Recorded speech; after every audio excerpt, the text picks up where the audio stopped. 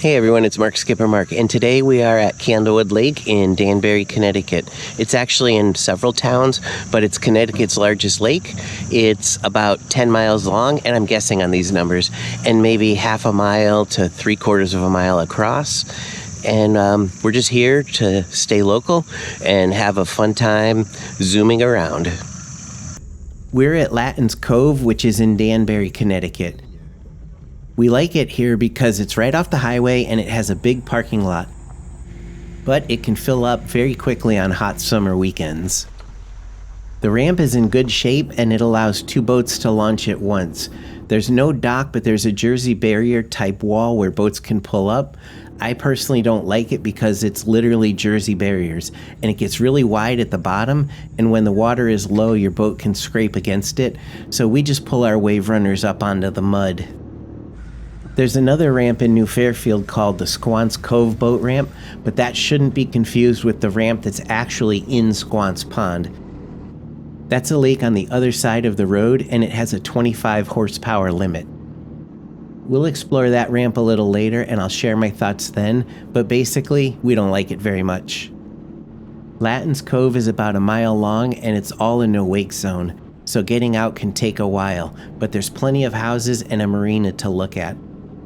There's also lots of marine patrol boats on the lake, and they like to hang out in the no-wake zones, so make sure you follow the rules.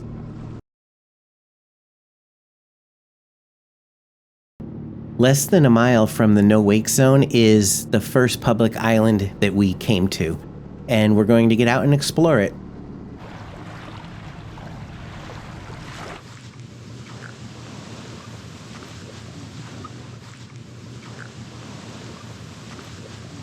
People come up here, they cook, just hang out. It's kind of cool.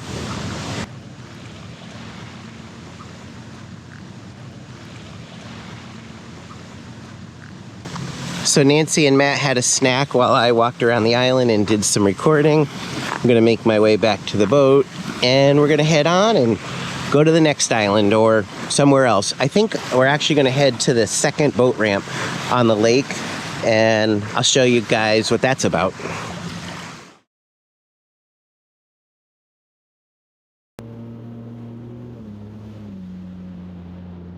So this is the Squance Cove boat ramp. It's located on the northwesternmost finger of the lake, and it has a big parking lot and a well-maintained ramp. But there's even less space here than there is over at Latins Cove once you get your boat off the trailer. There are no docks and only a couple small muddy pull-ups adjacent to the ramp, and it looks like there's a lot of rocks on them. Plus, it's a long and windy drive on narrow mountain roads to get here, but I do think it's popular with people from New York because the state line is only about 2 miles away.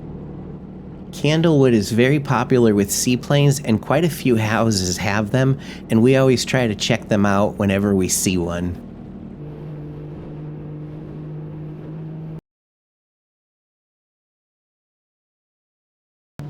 Next, we're going to continue up the northern middle finger, but first we're going to stop at Chicken Rock along the way. I'm guessing the rock is about 20 feet high, and people jump off of it and fly off a huge rope swing that's tied to one of the trees. We've never done it, and I've heard that a lot of people have actually gotten hurt here, but on a warm summer weekend there can be 20 or so boats anchored out in the water, and a huge line of people waiting to jump off.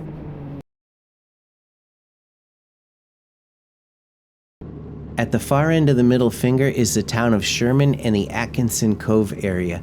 This is a private area with a beach and a boat ramp, plus some pretty houses and really nice looking docks. A little further west and more up the finger, probably about a mile away, is the Sherman Town Beach and the Candlewood Lake Authority. This is where all the marine patrol boats are headquartered. Our next destination is going to be the northeasternmost finger and the town of New Milford. To get there, we had to travel about 6 miles down the middle finger to the center of the lake, and then about 6 miles up the third finger. But when we got to the middle, the airplane we were looking at earlier in the video was taking off. I thought they'd take off in a short distance, but they traveled really far before lifting off, so the video isn't that great because they were kind of far away. After watching the plane for so long, we got hot and we decided to stop and swim at Skeleton Island. This is another public island and probably the most popular one on the lake. It has a huge sandbar that's perfect for standing and holding onto the WaveRunners.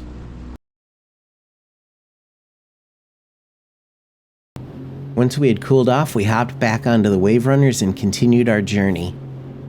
This area is my favorite part of the lake because the houses are pretty and the water is generally calm. Another house had a seaplane and it looked pretty old, so we decided to check it out. There's also a beautiful town park and a private boat ramp for the residents of New Milford.